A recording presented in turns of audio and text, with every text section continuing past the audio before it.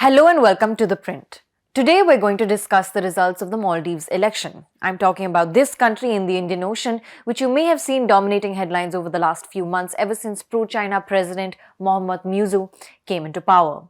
Now, the elections we're discussing today aren't the presidential elections in Maldives. In fact, those already took place last year and Muizzu won. Instead, this is about the parliamentary elections in the country, which is very important because up until now, President Muizzu has had a tough time passing bills in his own parliament because the opposition party, the MDP, has enjoyed a majority of seats in parliament. But now, everything has changed. According to preliminary results published on the Maldives Election Commission website, Muizzu's ruling coalition alliance has won a sweeping victory. This will provide some stability to his government over the next 5 years and ease passage of bills in the People's Majlis or the parliament, in which the opposition had previously enjoyed a majority of seats. Now, Muizzu's ruling coalition, the alliance, comprises of two parties, the Progressive Party of Maldives or the PPM and the People's National Congress or the PNC. Now, this coalition has bagged almost 3/4 of the seats in the parliament. The PPM-PNC alliance is expected to secure over 60 seats, and this is why many are calling it a supermajority, as it far exceeds the threshold of a simple majority. However, this outcome was largely unexpected by the opposition party or the MDP, which is led by former President and Muizzu's predecessor, Ibrahim Mohammed Soli. The MDP had won a landslide victory in the 2019 parliamentary elections by bagging over 60 seats, but now it is expected to secure just 10. This indicates a complete reversal of power in the People's Majlis. More so, it will give the Muizzu government political stability, and previously, in fact, Muizzu faced difficulties with passing bills in the parliament, most recently with setting the election date. In fact, while Muizzu wanted the election to be held before Ramadan, the MDP was keen on the polls being held after the Muslim holy month. In the end, the MDP-dominated parliament pushed a bill through for the latter date. The last time a party won a supermajority in the Maldives was in 2019 when, as I mentioned, the MDP bagged over 60 seats. It was the first time since 2008 when a democratic government was established in Maldives that a single party had come to power without a coalition. Sources in the Maldivian opposition told ThePrint that this large a defeat was unexpected and that some even predicted a hung parliament.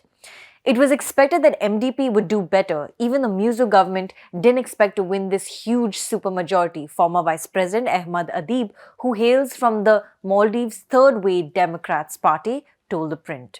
But in this election, the MDP was far behind in several races. For example, in one constituency, independent candidate Iqulil Sharif was just 48 seats behind the PNC's candidate Mohammed Siruhan. Sharif was second in the race, ahead of the MDP's candidate.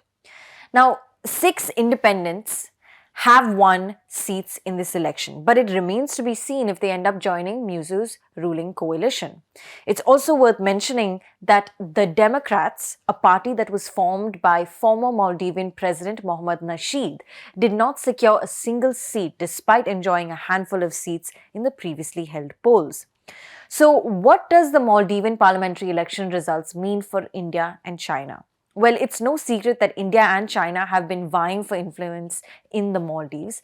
Reacting to the results of the election, China's Foreign Ministry spokesperson Wang Wenbin reportedly said on Monday that Beijing is willing to work with Mali to maintain traditional friendship and expand exchanges and cooperation in various fields. Meanwhile, the Indian government is yet to officially react.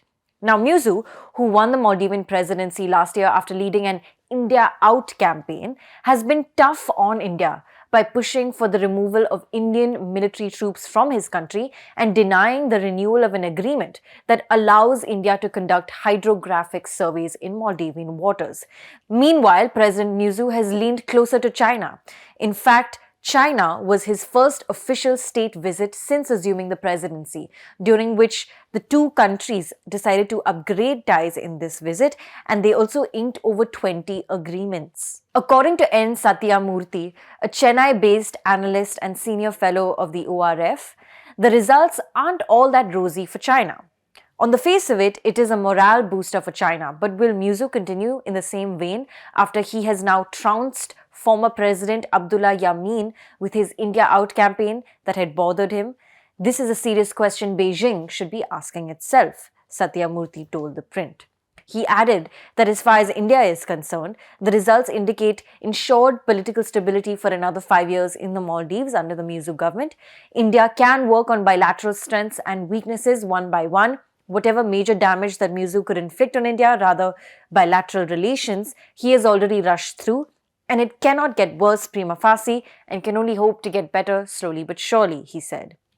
Now, Yameen, the man he just referred to, was the one who began the India Out campaign in the Maldives. He served as the former president also of the Maldives. And this India Out campaign is what Muizzu eventually inherited ahead of his presidential bid last year. And Yameen couldn't run in last year's presidential elections because he was facing an 11-year jail term for corruption. But days ago, Yameen was acquitted and freed. So thanks for watching. This is Pia Krishnankutty for ThePrint.